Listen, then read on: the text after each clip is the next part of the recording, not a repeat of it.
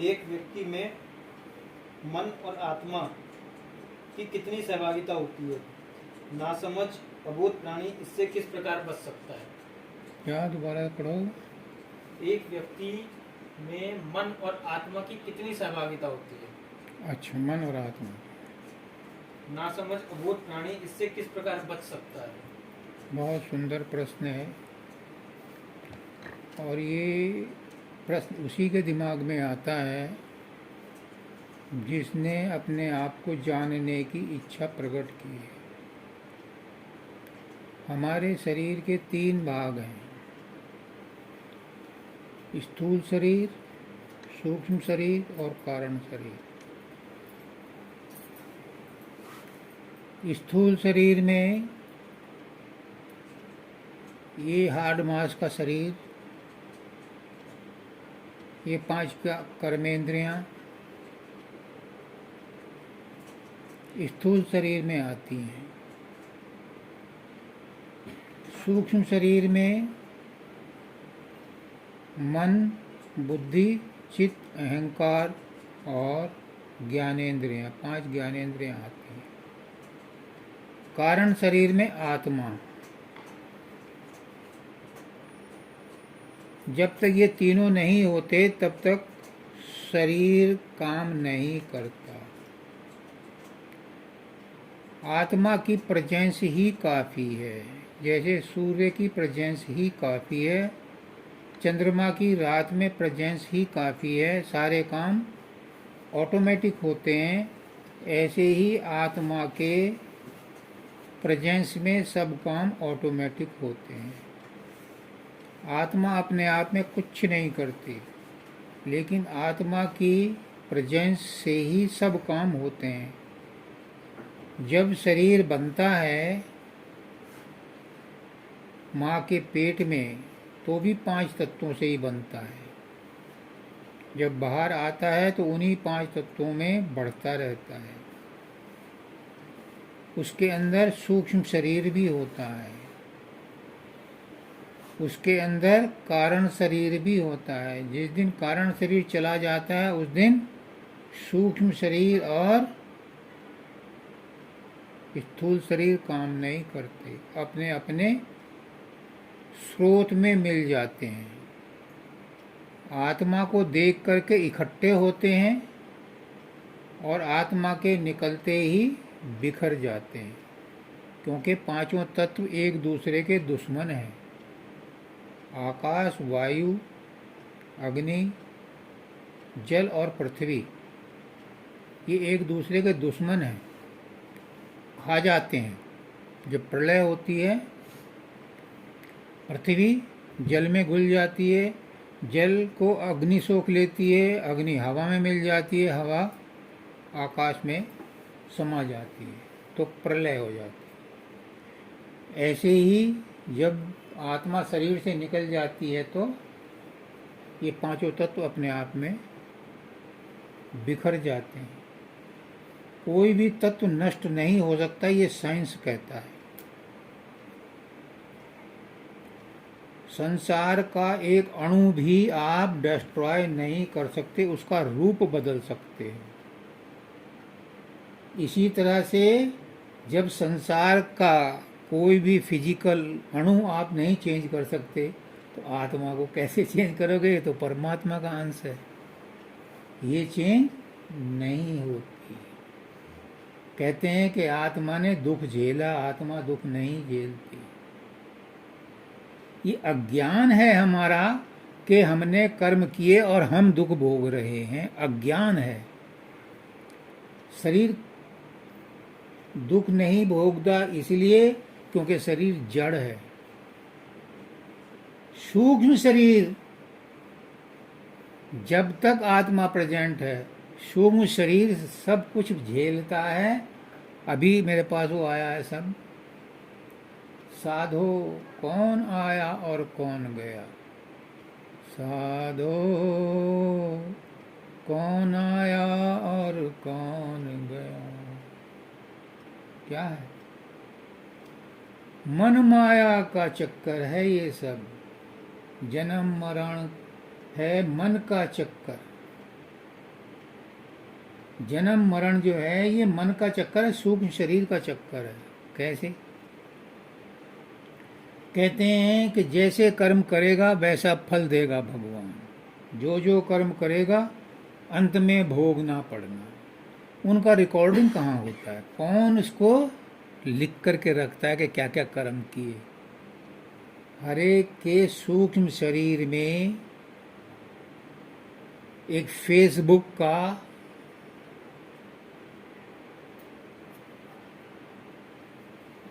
Machine लगी हुई है जिसे चित्रगुप्त कहते हैं। वो हर चीज को रिकॉर्ड करता है।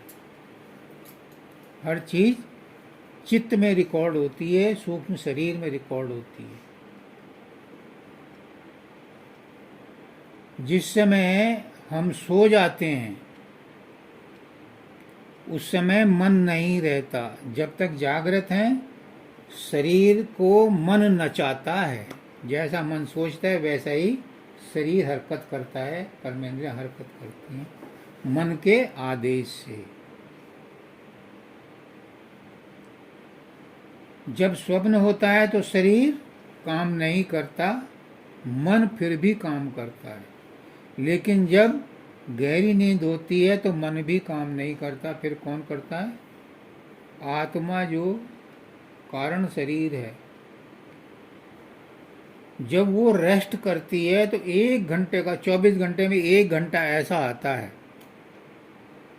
कि उतने 1 घंटे में जब सब मन शांत हो जाता है तो आत्मा विश्राम करती है। 1 घंटे की विश्राम में इतनी ताकत होती है कि 24 घंटे फिर उसको स्फूर्ति आ जाती। अगर किसी को नींद नहीं आती तो उसके अंदर स्फूर्ति नहीं है। जिंदा तो वह है, काम तो वो करता है, मड़तैलता करता है, चेहरे पर मक्खियां बैठती है।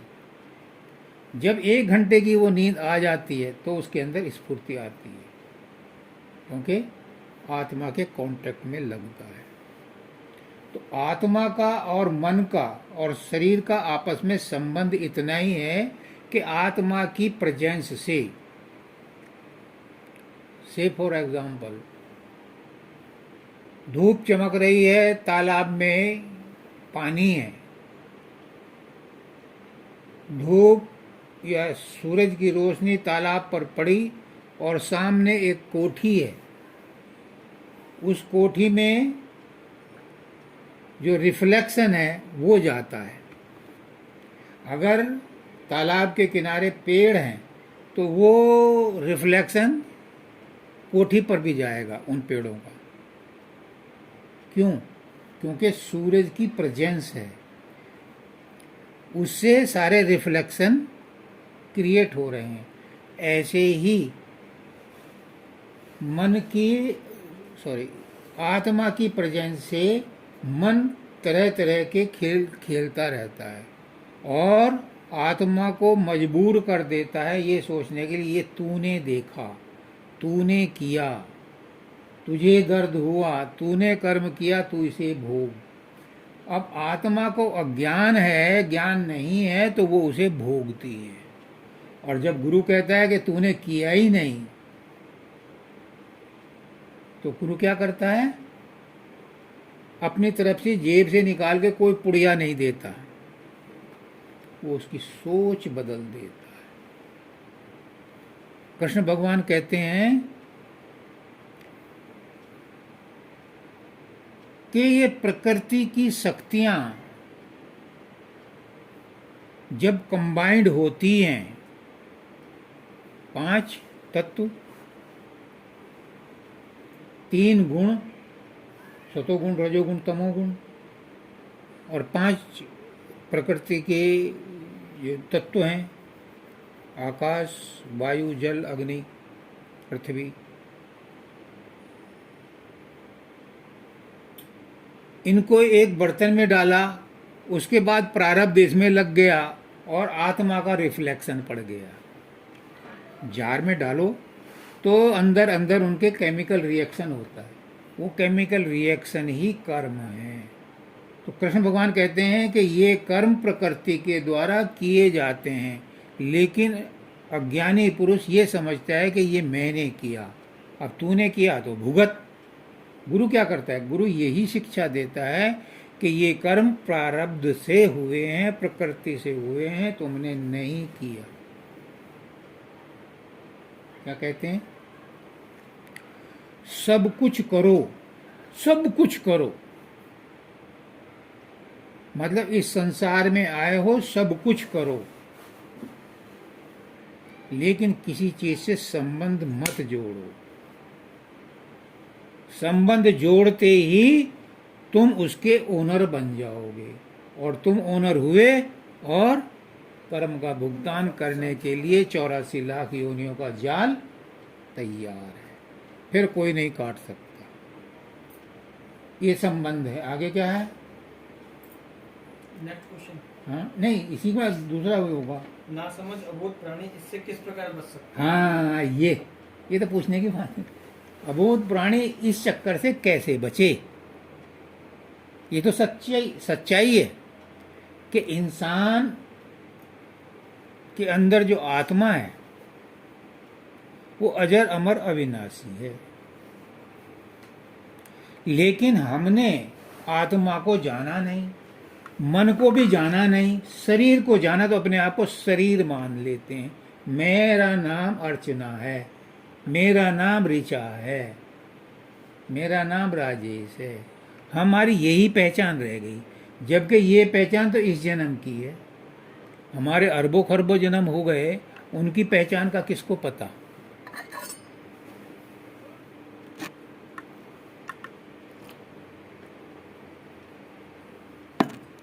गुरु क्या कहता है? गुरु कहता है ये नाम तो तुम्हारे माँ बाप ने रख दिए और तुमने इसको सच्चा मान लिया। इसे गुंजन कह लो या वंदना कह लो, इसे ऋचा कह लो या गुड़िया कह लो, जो माँ बाप ने दे दिया नाम, इन्हें मान लिया। असली नाम क्या है किसी को नहीं पता।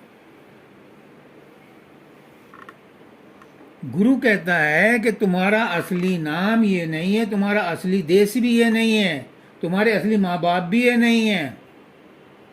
तुम्हारा असली माँ बाप हमारा एक ही है, वो है परमात्मा। हम उसी के बच्चे हैं, उसी के अंश हैं, और उस जैसी ही क्वालिटी रखते हैं। जब हम परमात्मा को ढूंढेंगे तो आत्मा मिल जाएगी, और आत्मा को ढूंढेंगे तो परमात्मा मिल जाएगा। और इन दोनों की जगह चाहे संसार में ढूंढ लो या अपने अंदर में छोटे रूप में ढूंढ लो। संसार बड़े रूप में है, मैक्रो है, और शरीर माइक्रो है। परमात्मा मैक्रो है, पूरे संसार में फैला हुआ है, और आत्मा माइक्रो में अंदर है, इस शरीर के अंदर है। जो दर्जा परमात्मा का इस ब्रह्मांड में है, वही दर्जा आत्मा का इस शरीर में है। वो वहाँ का मालिक है और शरीर का मालिक आत्मा है, लेकिन हमें किसी को पता नहीं कि हमारा मालिक कौन है, इसलिए हम अज्ञान में रहते हैं। इससे कैसे बचा जाए? पहचानो अपने आप, पूछो अपने आप से। 24 घंटे में नहीं तो साल 2 साल में नहीं, 20-25 साल में 1 घंटा 5 मिनट 10 मिनट अपने आप से पूछा करो, क्वेश्चन किया करो, अपने आप से रूबरू हो। कभी तो आपको अपने बारे में आपकी आत्मा आपको जवाब देगी, है जवाब देती है। मैं उससे इंटरेक्शन करता हूँ, इसलिए दावे के साथ कहता हूँ, अगर तुम एकांत में बैठ करके कितना ही तुम्हें दुख हो, कितनी ही परेशानी हो, कितने ही आपके ऊपर लांछन लगें, कितने दिनों से आप भूखे हो, अगर 5 मिनट 2 मिनट भी आपने अपने आप को अंदर ले गए और पूछो अपने आप से, हाँ राजेश बता क्या बात है, क्यों परेशान है? जब तुम्हारा अंदर में मुख होगा, अंदर की तरफ रुख होगा, मन गायब हो जाएगा, और मन के गायब होते ही आत्मा का साक्षात्कार हो। पूछो अपने आप से क्या परेशानी है, मन से पूछो। हाँ भाई मन बोल, तेरी क्या प्रॉब्लम्स है? मन कतई नहीं बताएगा। क्यों? मन प्रेजेंट में रहता ही नहीं। आजमा के देख लो, मन हर एक को परेशान करता है, हर एक को परेशान करता है मन। लेकिन प्रेजेंट में नहीं है वो, या तो फ्यूचर में रहेगा या पास्ट में रहेगा। देखो, सोचो, गलत कह रहा हूँ? प्रेजेंट की कोई सोचेगा ही नहीं, क्योंकि प्रेजेंट में मन है ही नहीं। उसे प्रेजेंट में लाओ, पूछो अपने आप से, हाँ भाई मन क्या बात है, क्यों परेशान है? उसके पास कोई प्रॉब्लम नहीं है। मैंने एक को कहा तू बहुत परेशान है, कॉपी ले, पेन ले, और मन जो जो भी विचार आने लिखता जा। 2-4 लिखे, आगे मन ने विचार देने बंद, और अगर लिखना बंद कर दोगे इतने विचार देगा कि रात को नींद नहीं आती। लिखना बैठो, नहीं देगा, क्योंकि मन प्रेजेंट में रहता ही नहीं। और प्रेजेंट क्या है? प्रेजेंट है गिफ्ट, और गिफ्ट किसका है? आत्मा का, परमात्मा का। तो जहां आत्मा और परमात्मा एक्टिव है वहां मन स्लीपिंग मोड में चला जाता है। इससे बचने का ये तरीका है, मत से परे जाओ। हमारे जो साधन अभ्यास करते हैं परमात्मा को प्राप्त करने के लिए नहीं करते, मन को शुद्ध करने के लिए करते हैं। तुम जो पूजा पाठ करते हो, गरुड़ पुराण पढ़ते हो, रामायण पढ़ते हो, भागवत पढ़ते हो, ये करते हो, कर्म कांड करते हो, माछी जलाते हो, दूध चढ़ा के आते हो, इससे परमात्मा का लेन देन या परमात्मा का साक्षात्कार का दूर दूर तक संबंध नहीं। इससे एक संबंध है कि हमारा मन ये महसूस करता है कि मैंने अच्छा काम किया, तो मन में धीरे धीरे शांति आती है, मन शुद्ध हो जाता है। मन संसार में ना भटके इसलिए पूजा पाठ करते हैं कि वो परमात्मा में भटके। जब परमात्मा में भटकेगा तो परमात्मा के आचरण या प्रभाव उस पर पड़ेगा। फिर क्या होगा? फिर इस जैसा होगा, कोई कुछ कह दे पता ही नहीं, कुछ फर्क ही नहीं पड़ता। लाभ में, हानि में, जय में, पराजय में, कह दिया, हो गया। क्षण भर के लिए सोचा और भूल गए। क्यों? जब ऐसी स्थिति आती है, ये मुझे कहती है तुम्हारे पास टेलीफोन बजता सुनाई नहीं देता, नहीं देता सुनाई, तो मैं अपने गुम हूं अपने आप में। मुझे बुरा नहीं लगता, मैं शिकायत नहीं कर रहा, मैं एग्जाम्पल दे रहा हूं। उस समय आदमी संसार से ऊपर उड़ जाता है, स्प्रिंग लगा के ऊपर नहीं उड़ता। हमारे गुरुजी ने कहा, एक दिन पूछा किसी ने कि कैसे बचा जाए, तो उन्होंने कहा संसार से ऊपर उड़ जाओ। फिर बताया रिपीट करके, संसार से ऊपर उठने का मतलब ये नहीं कि तुम फर्स्ट फ्लोर पर चले हो, सेकंड फ्लोर। कहाँ जाओगे संसार को छोड़ के? संसार नहीं छूटेगा, जब तक शरीर में हो संसार में रहोगे। संसार से ऊपर जाने का मतलब है मन के विचारों को सच मत मानो। अगर मन विचार आते हैं, मन से कहो ये अब तो है नहीं, अगर ये घटना मेरे साथ घटी भी है अब तो है नहीं, वो घटना इस समय तो है नहीं, इस समय की बात बता तो क्या कहना चाहता है। उसके पास कोई समस्या है ही नहीं, वो पुरानी बातों को लाता है या फ्यूचर की बातों को लाता है। बच्चे क्या करेंगे, रिजल्ट कैसा होगा, किसकी बात होती है, कोई बात नहीं, सबके साथ है। घर घर मटियाले चुल्ले, सभी के साथ होता है। संत महात्माओं के साथ भी होता है, लेकिन संत महात्माओं से दिल पे नहीं ले जाते। सुन लिया, कह लिया, बस खत्म, भूल जाओ। Forget, forgive and forget everything. मैं बताया ना, गुरुजी कहते हैं सब कुछ करो पर भूल जाओ, करके भूल जाओ, यानी उसके साथ संबंध मत जोड़ो, तो सुखी रहोगे। और सुखी नहीं रहोगे, तुम्हारी आत्मा के ऊपर जो खोल चढ़े हुए हैं वो उतरने शुरू हो जाएंगे, और एक दिन आत्मा चमचमाती हुई आपको दिखाई देगी, अंदर में प्रकाश नजर आएगा।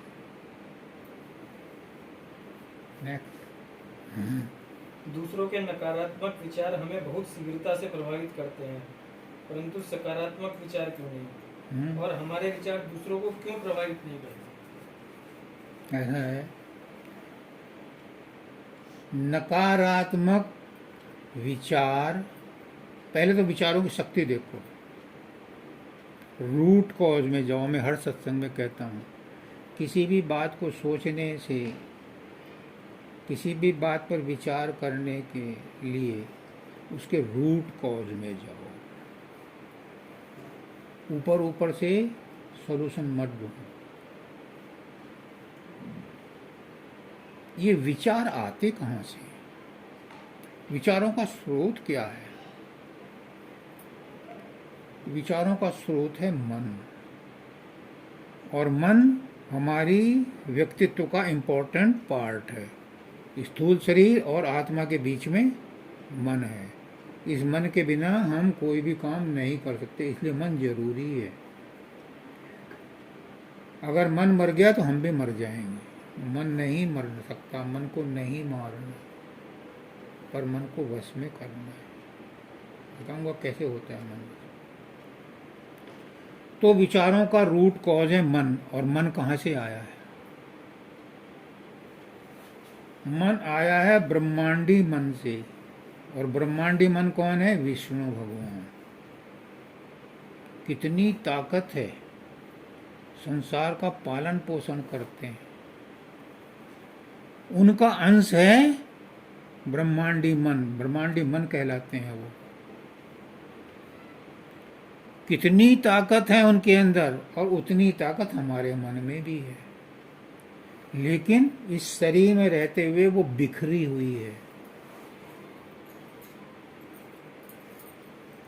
काम, क्रोध, लोभ, मोह, अहंकार, ईर्ष्या, द्वेष, नफरत, कलह, गुस्सा, इन चीजों के द्वारे उसकी ताकत बिखरी हुई है। तो गुरु क्या कहता है? इस मन की ताकत को नेगेटिव विचारों से मुक्त करो, क्योंकि जैसा तुम सोचोगे वैसा हो जाएगा।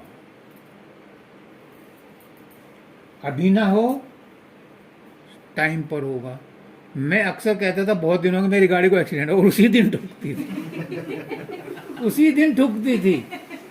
निगेटिव विचार बहुत जल्दी इफेक्ट करते हैं, पॉजिटिव में टाइम लगता है। लेकिन जैसे निगेटिव विचार इफेक्ट करते हैं वैसे ही पॉजिटिव भी करते हैं, क्योंकि विचारों के अंदर बहुत बड़ी शक्ति है। पर उसकी शक्ति कहाँ चली जाती है? उसकी शक्ति चली जाती है हमारे 9 द्वारों से। शरीर के द्वारा वो बहती रहती है। मन की शक्ति अगर इकट्ठी हो जाए तो प्रचंड शक्ति है मन के अंदर, क्या नहीं कर सकते तुम। ऋषि मुनि कहते थे, श्राप दे देते थे और वो तुरंत इफेक्ट हो जाता था। क्यों? क्योंकि उनका मन कंट्रोल किया हुआ होता है। फिर उन्हें इतना गुस्सा क्यों आता था जब? हाँ, बिल्कुल सही कहा। ये मैं बताना जा रहा था, बिल्कुल सही है। क्यों? क्योंकि उनको गुरु का ज्ञान नहीं है। उन्होंने अपने एफर्ट से, साधन अभ्यास करके वो शक्ति प्राप्त की। उन्हें ये नहीं बताया गया कि इस शक्ति को प्राप्त करने के बाद जो श्राप देते हो तुम्हारी शक्ति खत्म हो जाती है। ये बात विश्वामित्र ने महसूस की। और कब महसूस की? जब वो लुट चुके 4 बार।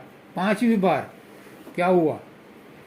वो फिर दशरथ के पास आए कि मैं उन्हें नष्ट तो कर सकता हूँ राक्षसों को, पर मैं अपनी शक्ति उनमें बर्बाद नहीं करना चाहता, मुझे राम को दे दो। उन्होंने पहली बार कई बार कोशिश करी और उन्होंने गुस्सा आया और उन्होंने श्राप दिया और उनकी शक्ति खत्म हो गई।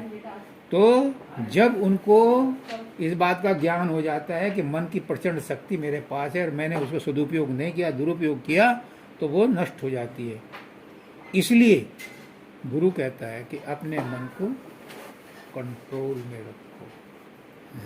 हमारे नेगेटिव विचार भी प्रभावित करते हैं, लेकिन पॉजिटिव विचार भी प्रभावित करते हैं। और पॉजिटिव विचार उसको प्रभावित करेंगे। तुम सोचते हो कि तुम किसी के बारे में बुरा सोच रहे हो, किसी को मन ही मन में गाली दे रहे हो, किसी का मन में ही बुरा सोच रहे हो मन ही मन, किसी की तुम जो है मुंह से नहीं कह रहे, चाहे सास ससुर के डर से, या बड़ों के डर से, लेकिन अंदर में अगर किसी के प्रति तुम बुरा सोच रहे हो तो तुम सोच रहे हो तो ये ट्रांसमिट नहीं हो रहा, ये हो रहा है। जिस दिन वो शांत हो गया, उसका मन शांत हो गया, वो कैच कर लेगा, क्योंकि हमारे अंदर रिसीवर भी है और ट्रांसमीटर भी है, फिट करा हुआ है। हमारे विचार दूसरों को प्रभावित इसलिए करते हैं कि हम बोलते हैं और वो रिएक्ट करता है।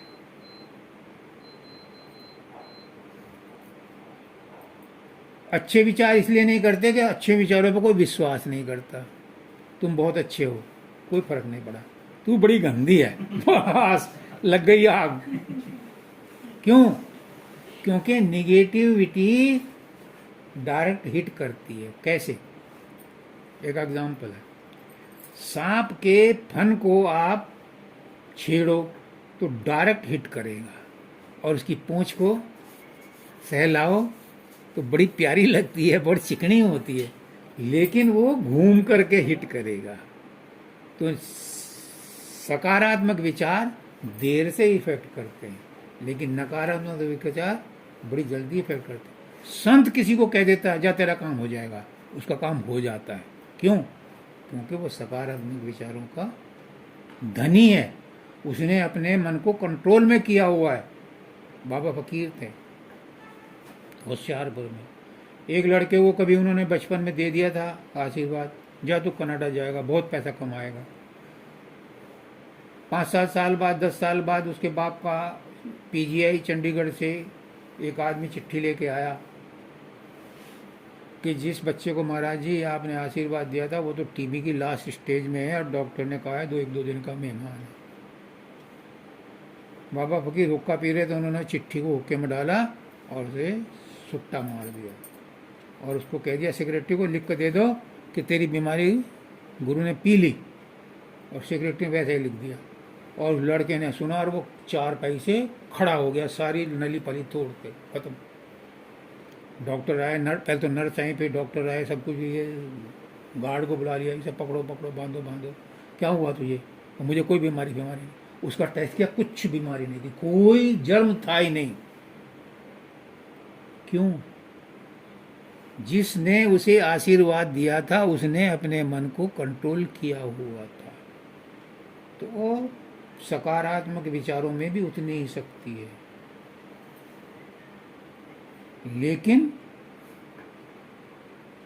सकारात्मक और नकारात्मक दोनों विचारों से ऊपर उठो, आप न्यूट्रल में पहुंच जाओ, तब देखो तमाशा कि तुम्हारे मन में क्या होता है। कई बार मेरे साथ ऐसा होता है कि अभी इच्छा भी नहीं हुई लेकिन वो चीज सामने आ जाती है। क्यों? उसका जिम्मेदार वो मालिक। तार जब लगी हो तो इसमें आ रहा है, सॉकेट में अपना चार्जर लगा दो, तुम्हारा मोबाइल चार्ज ना से हो जाएगा। गुरु के अंदर या जिसके सकारात्मक विचार है उसके अंदर उसकी ऊर्जा 24 घंटे हर समय प्रभावित होती रहती है। जो उसके संपर्क में आता है, अगर किसी को बिजली का करंट लग जाए और तुम उसे पकड़ लो तो तुम भी साथ में जुड़ जाओगे। ऐसे ही जो सकारात्मक विचारों वाला अगर उसके साथ जुड़ गए तो वो पॉजिटिविटी तुम्हारे अंदर भी आएगी, जरूर आएगी, आप बच नहीं सकते। इसीलिए लोग बाग सत्संग में नहीं आते, गुरु के पास नहीं आते कि छूत की बीमारी है, कहीं हमारा घर ना बिगड़ जाए। पहले घर के काम निपटा लें। और गुरु कहता है कि अगर गुरु की बात मान ली तो घर गृहस्थी और बढ़िया तरीके से चलेगी, क्योंकि झंझट नहीं रहेगा, निगेटिविटी नहीं आएगी। पूछ लो, अगर जरा सी भी घर में कोई खटपट होती है तो ये फौरन रसोई का चूल्हा बंद करके बाहर निकल जाती है। क्यों? निगेटिविटी सबसे ज़्यादा इफेक्ट किचन से होती है। आप अगर गुस्से में खाना बनाओगे तो जितना भी लोगों को खाना खिलाओगे वो सब उससे प्रभावित होंगे। इतना ही नहीं, बाबा फकीर के पास उनका पड़ोसी था, आया कि 4 दिन हो गए बेटिया पैदा हुई है, रो रही, सारे डॉक्टर फेल हो गए, कुछ समझ में नहीं आता। मुझे किसी ने कहा है कि आप इसका इलाज कर सकते हो। 4 दिन से लगातार रो रही है, ना दूध पीवे ना कुछ है, ये मर जाएगी। डॉक्टर ने कहा मर जाएगी, खाती पीती नहीं, तुम दूध भी नहीं पीती। तो डॉक्टर ने कहा या तो जिस समय तुम संभोग कर रहे थे तुम्हारी बीवी रो रही थी। अब नहीं, ऐसा नहीं था। तो फिर दाई को बुलाओ। दाई को बुलाया तो उसने कहा कि जिस समय मुझे बुलाया गया था मैं सियापे में बैठी थी, मेरे भाई की डेथ हो गई थी। उसके टच करने से उस बच्ची के अंदर इफेक्ट आ गया, निगेटिविटी इतनी असर करती है, उस बच्चे के अंदर प्रवेश कर गई। तो बाबा फकीर ने कहा कि एक टोकरी में फूल लाओ। उन्होंने फूलों को माथे से लगाया, अपनी रेडिएशन दी और कहा बच्ची को लिटा दो, और बच्ची 5 मिनट के अंदर चुप हो। निगेटिव असर करता है लेकिन पॉजिटिव भी अपना असर करता है। ये हमारे ऊपर डिपेंड करता है कि आप कौन से पलड़े को वेटेज देते हैं। नेक्स्ट, मन को बस में कैसे किया जाएगा? 3 दिन से जो प्रोग्राम चल रहा है मन को बस में ही करने का है। पर मन तो कुछ नहीं होता ही नहीं है। बताऊं? अच्छा चलो। मन तो पुरानी बातों नहीं, में हमारे गुरुजी भी कहते हैं कि मैं कई बात को रिपीट करता हूँ क्योंकि हर बार कोई ना कोई नया सत्संगी आता है। देखो, मन को बस में करने के लिए ना इसका सिर है, ना पैर है, ना नाक है जिसमें नकेल डाल सको।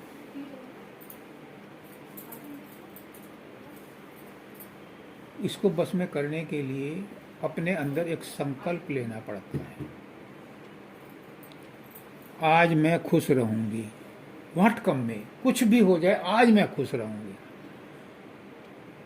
बच्चा रो रहा है, बच्चा परेशान कर रहा है, सब कुछ सेवा करो, आज मैं खुश रहूंगी, आज मैं खुश रहूंगी। अपना संकल्प है, मैं आज खुश रहूंगी, चाहे कुछ भी हो। चाहे पति ने भी डांट दिया, चाहे आज रोटी में नहीं मिली, चाहे उबल करके गैस भी बंद हो गई, पर मैं आज खुश रहूंगी, मैं सोचूंगी नहीं। एक बात। दूसरी बात, छोटी छोटी बातें, बड़ी बड़ी नहीं, छोटी छोटी बातें।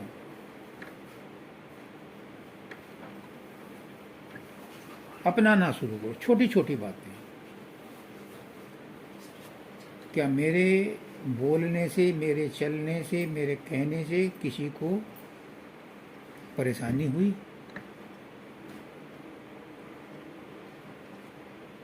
क्या मेरे व्यवहार से किसी को फायदा हुआ?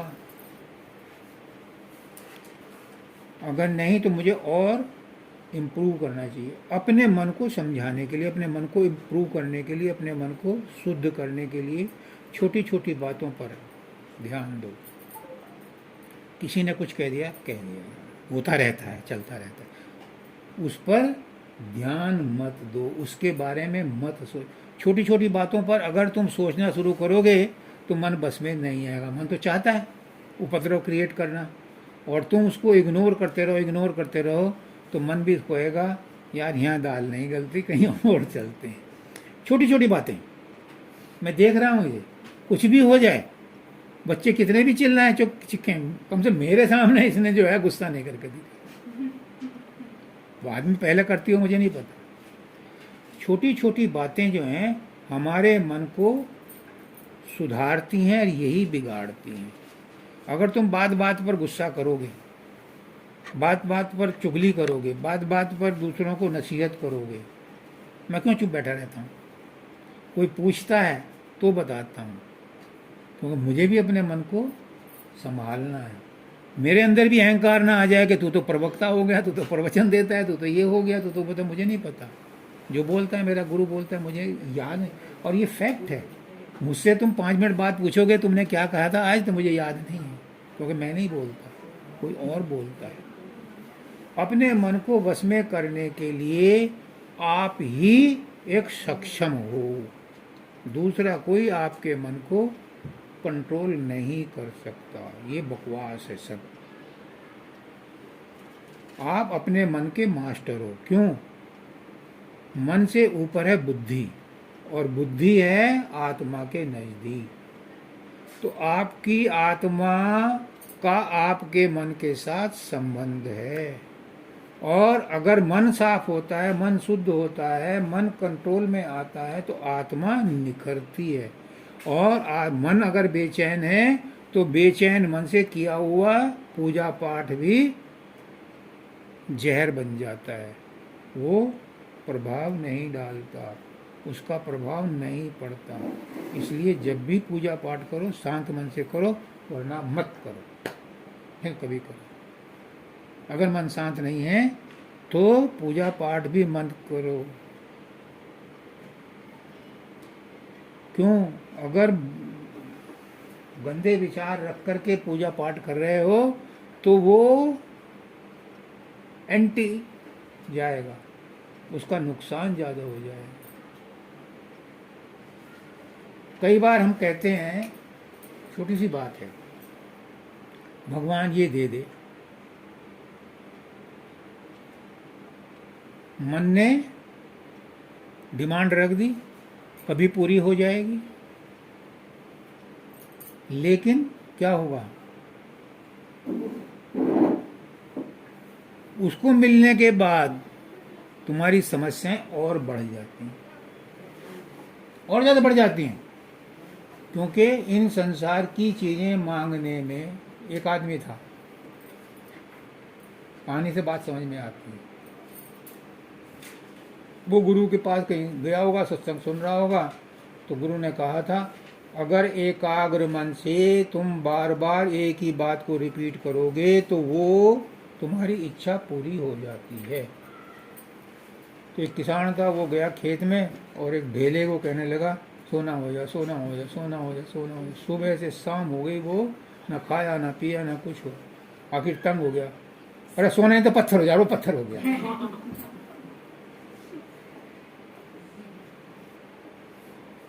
आपके कहने का, आपके सोचने का असर होता है, लेकिन कब होगा ये तुम्हारे हाथ में नहीं है।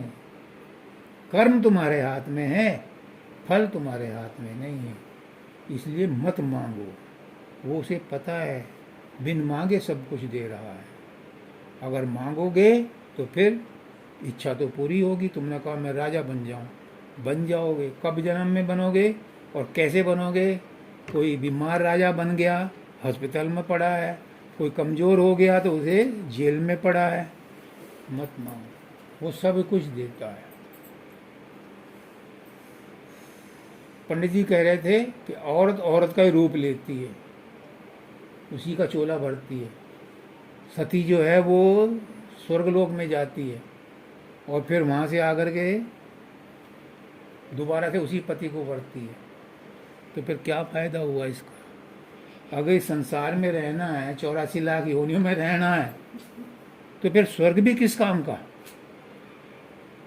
इस मनुष्य योनि में रह करके हमें वो करना है कि आवागमन से मुक्ति मिल जाए। यार बहुत हो गया, बस ये जगह रहने की है नहीं, ये हमारा परमानेंट घर नहीं है। यहाँ तो हम कुछ दिन के लिए खेलने आए थे और यहाँ देख करके इसकी रौनक, इसी में रमट गए। तो अपना always keep your target high. एक ही बार मैंने कहा और उनकी बात समझ में आ गई।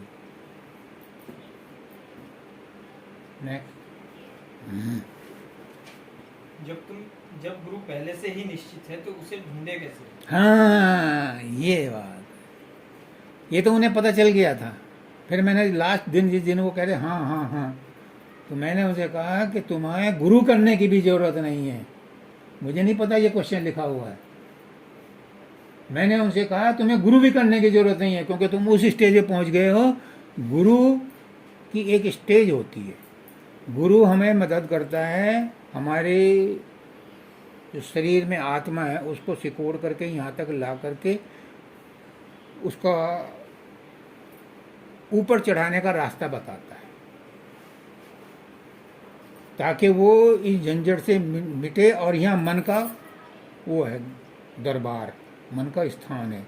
इस मन से परे हो गई तो मन में कैसे ही विचार आते रहो, फिर उस आत्मा को उन विचारों का फर्क नहीं पड़ता।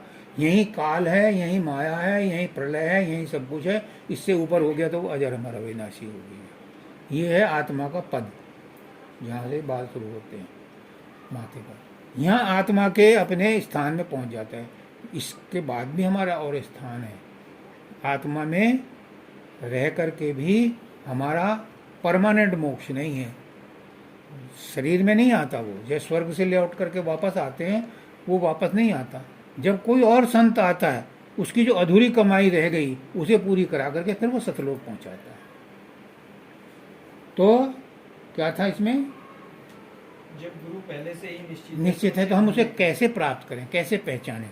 मैंने उनको बोल दिया था तुम्हें गुरु करने की जरूरत नहीं है, क्योंकि तुम्हारी स्टेज उससे ऊपर की निकल गई, तुम उसको क्रॉस कर गए। गुरु को करने के लिए अगर तुम किसी से पूछोगे भाई मुझे गुरु करना है, तो वो ऐसी जगह भी बता सकता है जहाँ ठगी चल रही है, जहाँ गुरुइज्म के नाम से गुरुडम हो रहा है, और ये बड़ा खतरनाक है। तो हमारे गुरुजी ने क्या कहा? तुम्हें गुरु ढूंढने की जरूरत नहीं है, गुरु निश्चित है। पर हमें कैसे पता चलेगा? उन्होंने कहा 4 क्वेश्चन अपने अंदर पैदा करो। मैं कौन हूँ, मैं कहाँ से आया हूँ, क्यों आया हूँ और क्या करना है। इन 4 क्वेश्चन को रोज पूछो अपने आप से। एक दिन ऐसी तड़प उठेगी, ऐसी तड़प उठेगी, ऐसी तड़प उठेगी कि आप बेचैन हो जाओगे। तभी उस बेचैनी में वो जो आपके अंदर से तड़प उठ रही है, वो जो भाप उठ रही है, वो जो आपके अंदर से ऊर्जा निकल रही है, वो जो वाइब्रेशंस निकल रहे हैं, वो उस मालिक को टच करेंगे, और वो आसपास की जो भी टैक्सी होगी उसको ऑर्डर देगा कि इस घर के पास आसपास जा कर के उसको पिक करो, ये तुम्हारा बुकिंग है। तो आपके पास या तो कोई इंडिकेशन मिल जाएगा, या आप किसी के यहाँ जाओगे तो उसके यहाँ आप कोई सत्संग देता मिलेगा। अगर आपके प्रश्नों का उत्तर उसके सत्संग में आपको मिल गया तो पकड़ लेना उसे वहीं, अब नहीं छोड़। यही मेरा गुरु। अगर बिना कहे आपके प्रश्नों, गुरु जी गए काक भुसंडी के पास, और वहाँ सत्संग हो रहा था, और ये पहुंचे, इनके प्रश्नों का उत्तर अपने आप मिलने शुरू हो गए। रामायण में इन्होंने मन ही मन उन्हें गुरु धारण कर लिया। हमारे गुरु जी आए, ये तो चलो कहानी होगी। हमारे गुरु जी थे, अमेरिका में पढ़ाते थे। एक दिन आए अपने बहनोई के यहाँ, होम्योपैथिक के डॉक्टर थे, और हमारे गुरु जी PhD थे, इसलिए डॉक्टर थे। तो उन्होंने कहा चंदर तुम बहुत लंबा सफ़र करके आए हो, आराम करो, मैं तो एक सत्संग में जा रहा हूँ, पंजाब के वो आए हुए हैं संत, आप तो क्या जाओगे मिलने, आप आराम करो। हाँ मैं भी। फिर पता नहीं क्या अचानक हुआ, चलो मैं भी चलता हूँ जीजा जी। तो इनकी बहन, इनके बहनोई, ये और इनकी पत्नी, चारों हिंदू महासभा में गए। तो बाबा फकीर सत्संग दे रहे थे। इससे पहले क्या था, 1958 में इनको स्वप्न में दिखाई दिया, एक गाड़ी वाला बाबा है, और वो कह रहा है मिस्टर शर्मा तुम फिलॉसफी पढ़ाने नहीं आए हो, मुझे आकर के मिलो, मैं तुम्हें बताऊंगा तुम्हें क्या करना है। ये स्वप्न आया, और इन्होंने अपनी वाइफ को बता दिया सुबह कि आज ऐसा एक स्वप्न आया। अब आया 62, 4 साल बाद, जब भी वहाँ से लौट के आए, मतलब 60 के आसपास ये अमेरिका चले गए। वहाँ से जब पढ़ा करके, वो मतलब 1 साल का असाइनमेंट था, 2 साल का असाइनमेंट था, जब लौटे तो जैसे हिंदू महासभा में पहुँचे तो बाबा फकीर कहते हैं ओ मिस्टर शर्मा कम हेयर। अब इन्होंने कहा कि आप ही सत्संग में आते हो, आप ही डॉक्टर, आपको बुला रहे हैं, जाओ आगे। उन्होंने कहा no no no you mister Sharma you come. अब वो सोचे कि ये कौन है जो मुझे जानता है। फिर जैसे ही उन्होंने कदम बढ़ाया तो उन्हें वो शक्ल याद आ गई। उन्हें उन्होंने अपने पास बैठाया और अपने गले की सारी मालाएं उनको पहनाई। ये सोचने लगे ये कौन है। इन्हें याद आया कि नरेंद्र जो विवेकानंद था, जब फर्स्ट टाइम गया था अपने गुरु के पास तो उन्होंने भी यही कहा था, नरेंद्र तुम आ गए, मैं तुम्हारी इंतजार कर रहा था। अब नरेंद्र चकरा गया कि मेरी इंतजार कर रहे थे, मैं तो कभी जहाँ मिला ही नहीं। ऐसे ही इन्हें लगा कि ये तो कोई बड़ा ही संत है। तो इन्होंने अपना प्रण कर रखा था, मुल्तान के रहने वाले थे पाकिस्तान में, कि हमारा तो घर ही गुरुओं का घर है। तो इन्होंने गुरु नहीं किया था और मुझे पेशा भी गुरु का ही है। जब कोई मुझसे बड़ा संत मिलेगा तो मैं उसे गुरु धारण करूंगा। अब इन्होंने मन ही मन उन्हें गुरु बना लिया और जब उन्होंने सत्संग दिया तब इनकी आंखें खुल गई। अरे ये तो मेरे ज्ञान से परे का ज्ञान बता रहे हैं।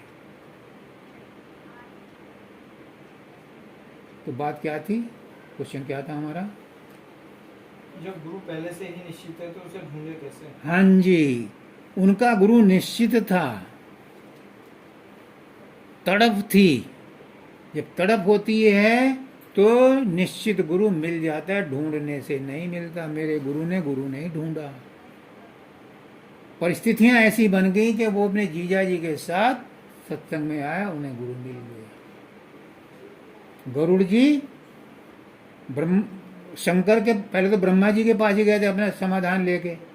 ब्रह्मा जी ने टाल दिया कि तुम जो है शिव शंकर के पास जाओ, ज्ञान के भंडार तो वो हैं, मैं तो रजोगुणी हूँ, मेरे साथ रहोगे तो उठापटक होती रहेगी, मैं तुम्हें ज्ञान नहीं दे सकता। ज्ञान तो कि स्वामी तो शिव शंकर है, उनके पास जाओ।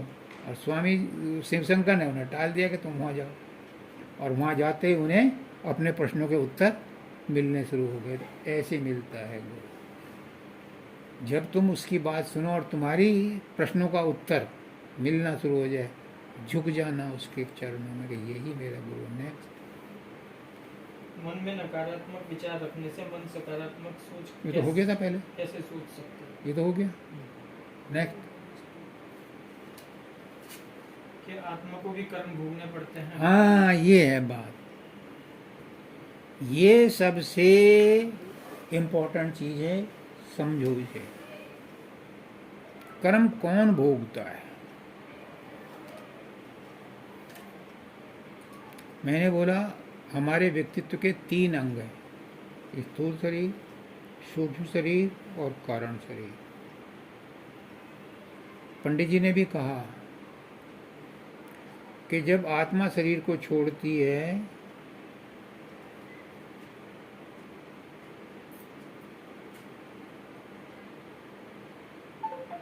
तो इन्होंने तो कहा आत्मा जाती है, मैं कहता हूँ आत्मा नहीं जाती, सूक्ष्म शरीर जाता है।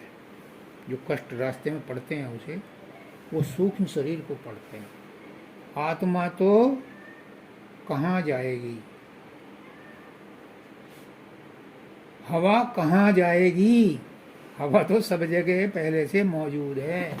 आकाश कहाँ जाएगा चल करके? आकाश कहाँ नहीं है। जब आकाश सब जगह है तो ऐसे ही आत्मा भी सब जगह है। आत्मा की प्रेजेंस से ही सारे काम होते हैं। करता कौन है? सूक्ष्म शरीर इन भावनाओं को, इन कर्मों को, इन इच्छाओं को, इन वासनाओं को लेकर के साथ साथ चलता है। और जब उसके हिसाब से शरीर तैयार हो जाता है तो उस शरीर के अंदर सूक्ष्म शरीर प्रवेश करता है। तब आत्मा को कोई ना कोई आत्मा जो आसपास होगी वो उसके अंदर प्रवेश करके उसके आगे की कार्रवाई पूरी करे। आत्मा शरीर, आत्मा कर्म नहीं भोगती। अज्ञान के कारण महसूस करा दिया जाता है कि हाँ आत्मा दुखी है। आत्मा दुखी नहीं हो सकती। अगर आत्मा दुखी होगी तो कभी सुखी हो ही नहीं सकती, फिर मुक्ति भूल जाओ। क्योंकि जो आदत है वो परमानेंट है। इसलिए आत्मा की मुक्ति नहीं होती, आत्मा तो मुक्त है। मुक्ति किसे चाहिए? जो बंधन में है। और बंधन में कौन है? सूक्ष्म शरीर। मन बंधन में, मन को मुक्ति चाहिए। आत्मा तो मुक्त है। अज्ञान के कारण वो अपने आप को बंधन में मान रही है, और अज्ञान को मिटाने के लिए ही गुरु ज्ञान देता है। तो भोक्ता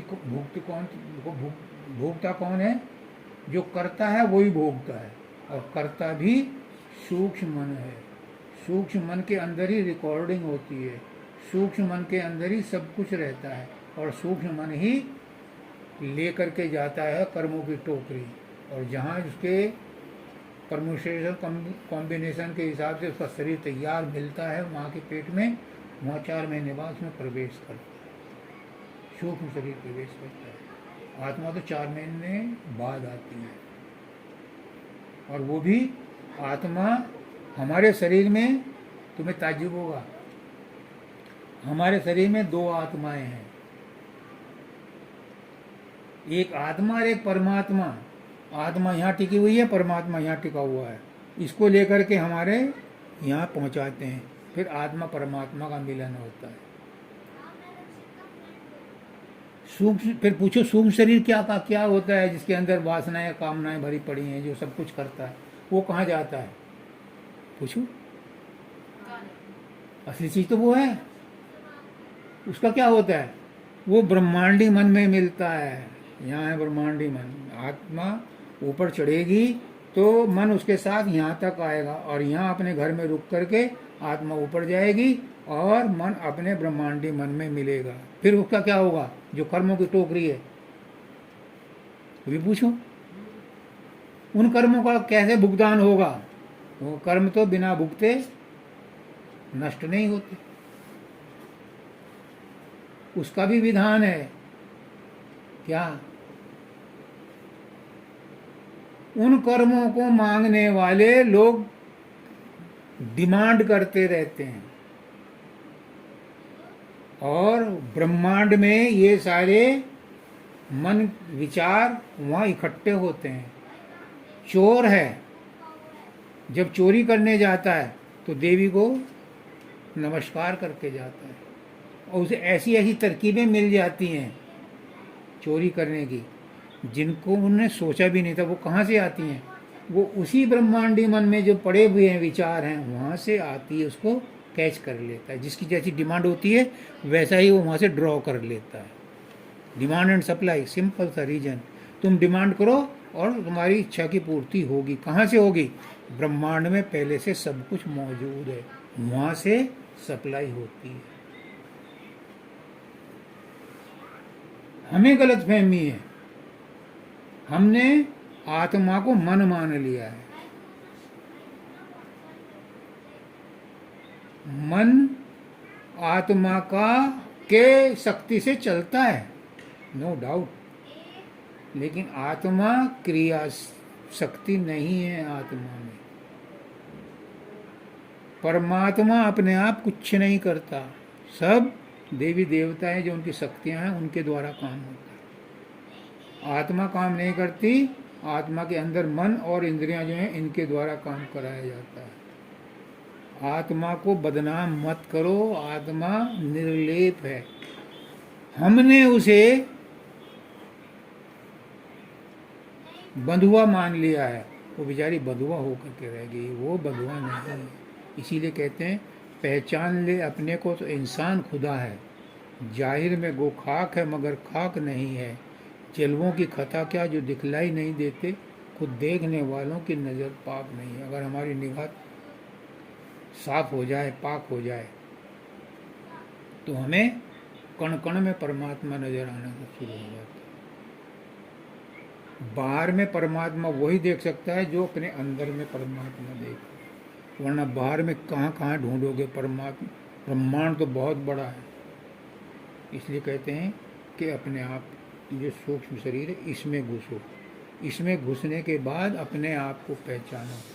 इसमें पहचानने के बाद आप बड़े ब्रह्मांड में भी ढूंढ सकते हो, सब जगह आपको परमात्मा नजर आए। ये गई हाथ टूटा हुआ है,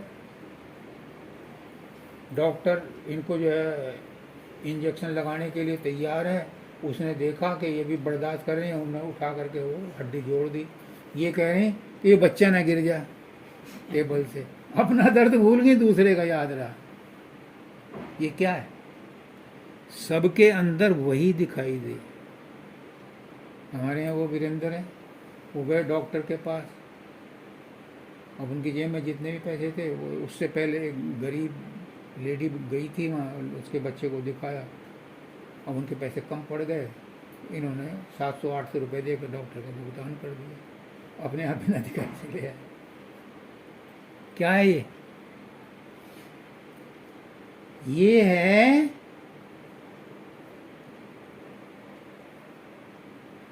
हमदर्दी नहीं है, ये अपनापन, यानी दूसरा भी मेरे जैसा है, दूसरे के अंदर भी वही है जो मेरे अंदर है, दूसरा किसी भी चीज़ में कम नहीं है, तो मैं उसको बुरा क्यों कहूँ, मैं किसी की बुराई क्यों करूँ, मैं किसी से ईर्ष्या क्यों करूँ।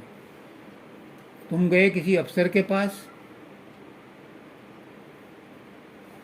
कोई काम करवाने के लिए, और बाहर उसके कुत्ते को डंडा मार दिया या तुमने लात मार दी, और उसने देख लिया, तो तुम्हारा काम करेगा?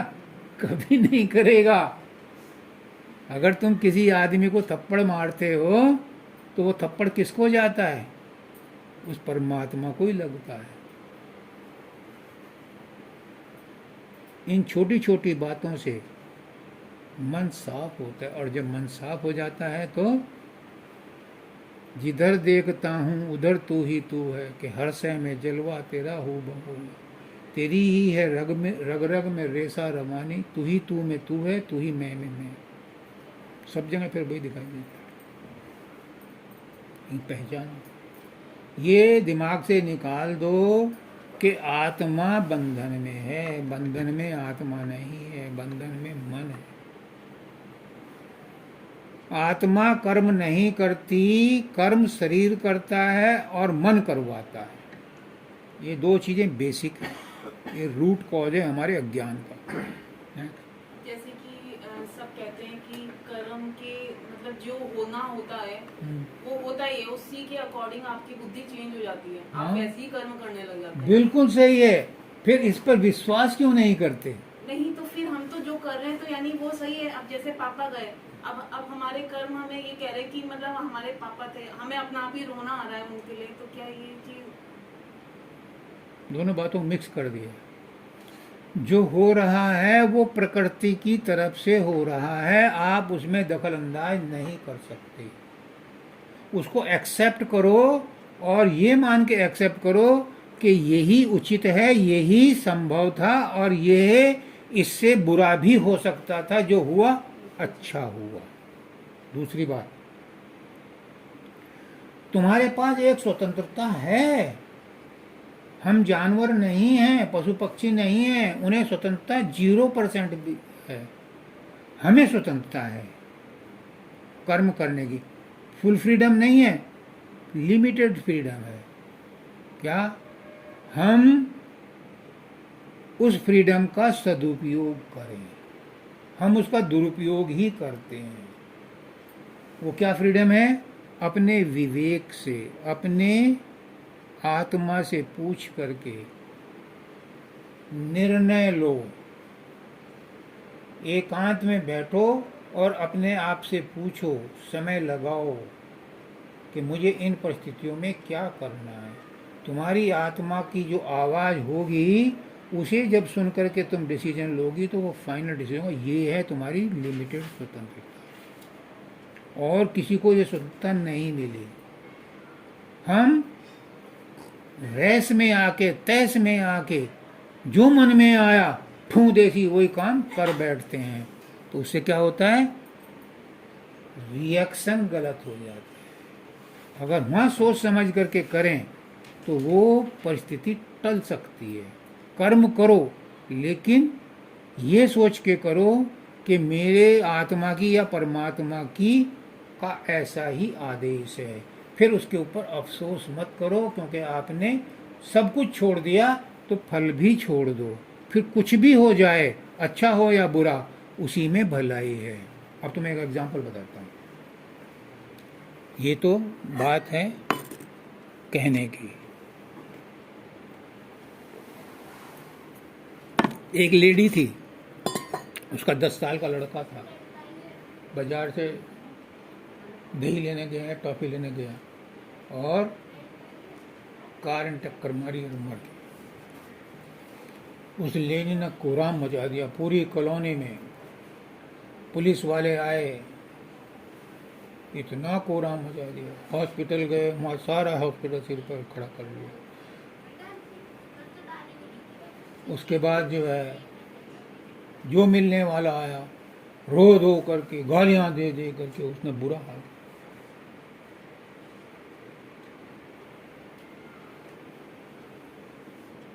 दस 15 दिन बाद दूसरी लेडी थी, उसका भी उन्हीं परिस्थितियों में 10 साल के लड़के को, उसका भी एक्सीडेंट हो और मर गया।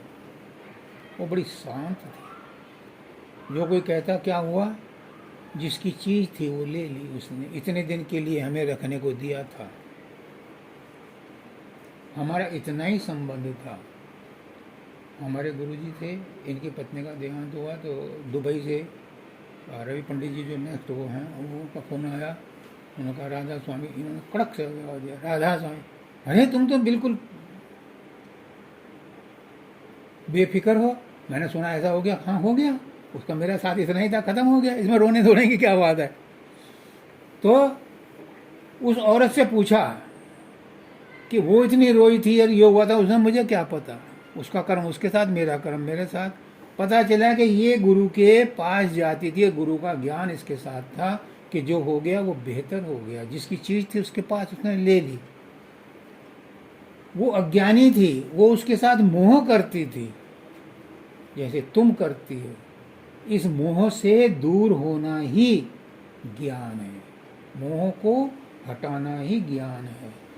ये भी उनकी उतनी लाडली है, लेकिन इसे पहले दिन ही सत्संग मिला और ये कहने लगी मैं तो बिल्कुल नॉर्मल हो गई, उसको ज्ञान दो।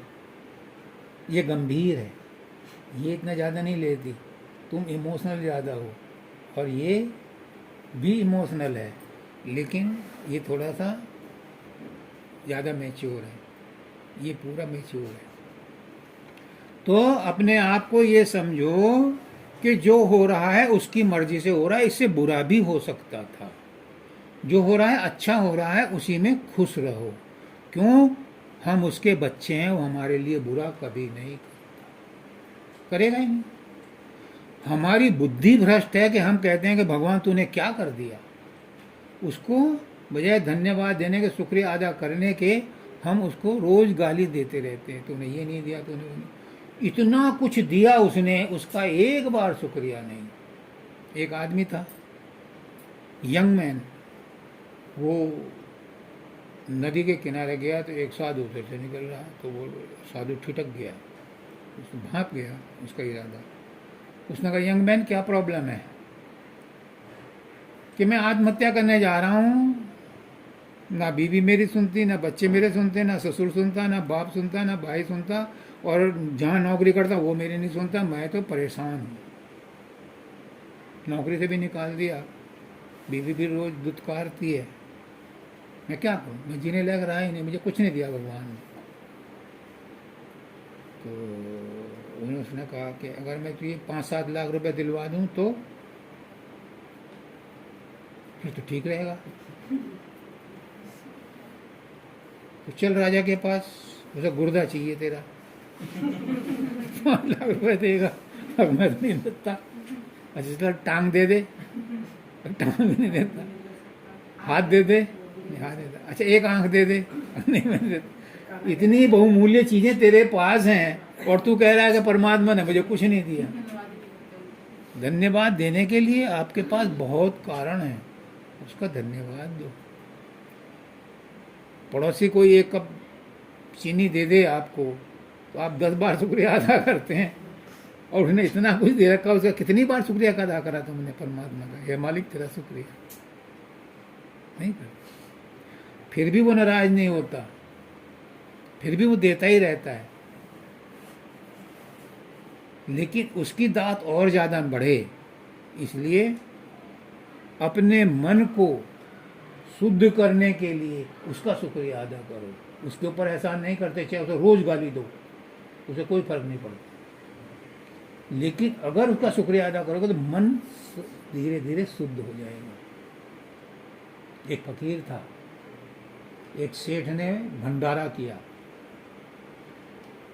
और बड़ा धर्म कर्म करने वाला सेठ था। तो भंडारा किया तो वो वहाँ गेट पे लगा दिया, लिख करके मोटे मोटे उसमें साइन बोर्ड लगा दिया, जो भगवान को मानते हैं उनके लिए ये भंडारा खुला है। जो आता पूछता भगवान को मानते हो? हाँ, खाओ खाओ खाओ खाओ। एक फकीर आया तो उसने कहा भगवान को मानते हो? ऐसी तैसी भगवान की तरह। उन्हें 10 गाली दी। उसने कहा जाती हो, खाना नहीं मिलता, चला गया। रात को उस सेठ के स्वप्न में आया। सेठ तो अपने आप को बड़ा धर्मात्मा समझता है। वो 85 साल से मुझे गाली दे रहा है, फिर मैं रोज रोटी देता हूँ उसे, और तुमने एक दिन नहीं दी उसे। कैसा सेठ है तू? सेठ उठा, गया, ढूंढ के लाया, उसे खाना खिलाया।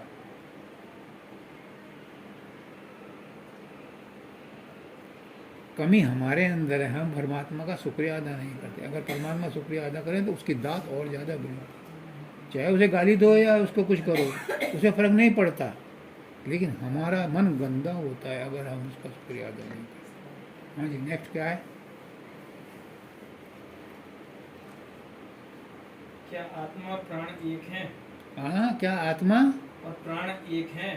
हाँ, मृत्यु के बाद क्या विभक्त होती है? मृत्यु के बाद क्या विभक्त होती है? मृत्यु के बाद क्या विभक्त होता है? क्या विभक्त होता है? ये लास्ट है क्वेश्चन। यदि नहीं तो पूर्व जन्म के कर्मों का फल अगले जन्म में भुगतना है, जबकि आत्मा तो भगवान का अंश है। आज तो मैं ये बताता हूँ कि प्राण और आत्मा का क्या संबंध है, बाकी के लिए कल के रख लो, क्योंकि वो अभी सुन रहा है। उसको मैं ये क्लियर करना चाहता हूँ कि प्राण और आत्मा में क्या अंतर है। प्राण निकल गए, शरीर मर गया। प्राण और सांस,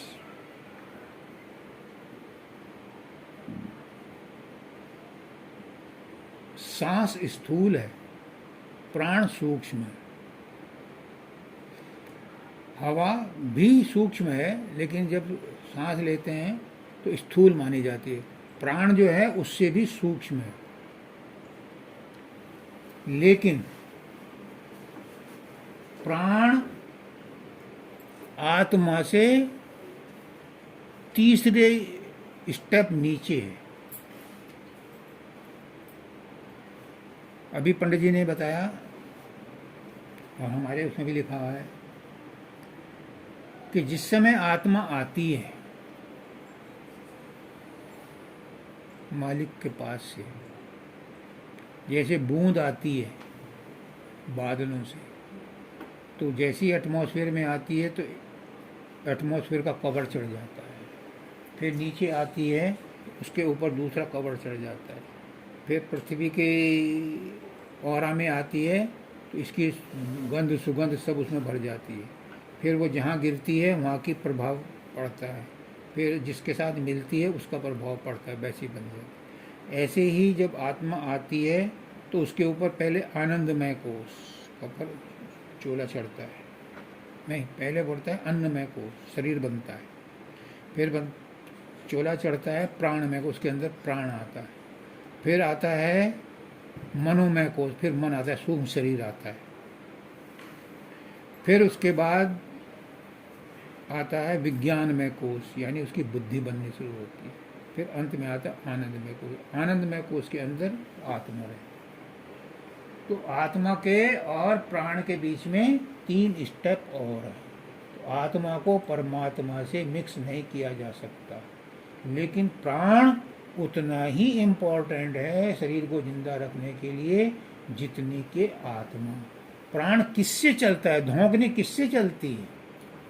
जो लोहार होते हैं उनके पास एक धौंकनी होती है और उससे वो फूंक मारते हैं, तो उससे भी लोहा गर्म होता है, अग्नि जलती है और वो लोहा पिघलता है, फिर पीट करके ठीक करते हैं। तो हवा तो उसके अंदर भी जाती है, लेकिन प्राण नहीं होते वो। हवा तो सांस तो लेता है, वो भौंकनी सांस लेती है, मुई खाल की सांस सो, तो सोना के पास भेजो। मुई खाल की सांस सो सार भस्म हो जाए। सांस तो वो भी लेती है, लेकिन वो प्राण नहीं है, क्योंकि वो आत्मा नहीं है। तो आत्मा का प्राण का संबंध है, लेकिन प्राण आत्मा नहीं है। प्राण सूक्ष्म शरीर का पार्ट है, प्राण मन का पार्ट है। आत्मा परमात्मा का अंश है, प्राण परमात्मा का अंश नहीं है, प्राण मन का अंश है। तो प्राण का और मन का, प्राण का और आत्मा का संबंध इस क्लियर समझो कि आत्मा की प्रेजेंस से, फिर मैं रिपीट करता हूं, आत्मा की प्रेजेंस से प्राण हरकत करता है, आत्मा की प्रेजेंस से बुद्धि हरकत करती है, आत्मा की प्रेजेंस से सूक्ष्म शरीर हरकत करता है, मन हरकत करता है। तो आत्मा वो शक्ति है जो कारणों का कारण है, इसका कोई कारण नहीं है, इसीलिए ये कारण शरीर कहलाती है, महाकारण कहलाती है। इसका कोई दूसरा और पैदा करने वाला नहीं है, ये अंतिम है अपने आप में। आत्मा परमात्मा का अंश है, परमात्मा को पैदा करने वाला कोई नहीं है। प्राण को पैदा करने वाला मन है और मन को पैदा करने वाला आत्मा, पैदा करने वाला या शक्ति देने वाला आत्मा। तो स्पष्ट रूप से समझ लो कि प्राण निकल गए, प्राण किसके साथ निकलेगा? आत्मा से शक्ति लेता है। जब आत्मा निकलेगी तो प्राण भी निकलेगा। आत्मा निकलने के बाद प्राण स्थित नहीं रह सकता, लेकिन प्राण निकलने के बाद भी आत्मा रहती है। वो अंदर नहीं है तो बाहर है, क्योंकि प्राण तो सब जगह, वो क्या नाम, आत्मा तो सब जगह है। इन्होंने नहीं बताया, मैं आपको बताता हूं। आत्मा की दो गति हैं। यह समझो कि सूक्ष्म शरीर जो वो लेकर के जाते हैं, यमदूत सूक्ष्म शरीर लेकर जाते हैं, उनकी दो गति हैं, एक देवयान एक पितृयान। एक देवताओं के लोग को जाते हैं, मतलब एक चंद्रयान और एक सूर्ययान।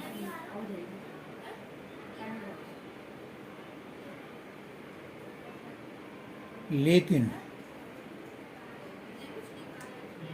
इस आत्मा की जो गति है वो एक ही है। क्या? चाहे शरीर में रहे या शरीर के बाहर है। कृष्ण भगवान कहते हैं मैं अपनी माया के साथ भी रहता हूँ और माया के बिना भी रहता हूँ। आत्मा शरीर में भी रहती है और शरीर के बाहर भी रहती है। अब तक वो शरीर में थी, अब शरीर से बाहर है। मेरी हाथ में, मुट्ठी में मेरे आकाश है, कोई डिनाई कर देगा? इसके अंदर आकाश है। मैंने हाथ खोल दिया, आकाश कहाँ गया? आकाश तो पहले से सब जगह ही था। ऐसे ही आत्मा सब जगह है, वो शरीर में नहीं है तो शरीर के बाहर है। शरीर तो एक खोल था, उसके लिए एक कपड़ा था, उतार के फेंक दिया। तो आत्मा तो सब जगह है। तो आत्मा के लिए शोक मत करो। शरीर के लिए क्यों शोक करते हो? ये तो मरने जीने वाला है ही। मेरा भी शरीर नष्ट होगा, तुम्हारा भी होगा, पापा का भी हो गया तो क्या है। कृष्ण भगवान कहते हैं अर्जुन को कि जो नष्ट होने वाला उसके लिए शोक क्यों करता है, और जो अशोचनीय है उसके लिए सोच क्या? वो तो अविनाशी है, अजर है, अमर है, उसके लिए क्या सोच करना। हे मानव, अपने आप को पहचान। वो है मिश्रा अरे मरकज आलम है तू, ये बात मेरी मान ले। मानने में क्या जाता है, मान लो। तुम ही हो परमात्मा, तुम ही हो आत्मा। ये शरीर तुम नहीं हो, ये सूक्ष्म शरीर भी तुम नहीं हो, तुम आत्मा हो।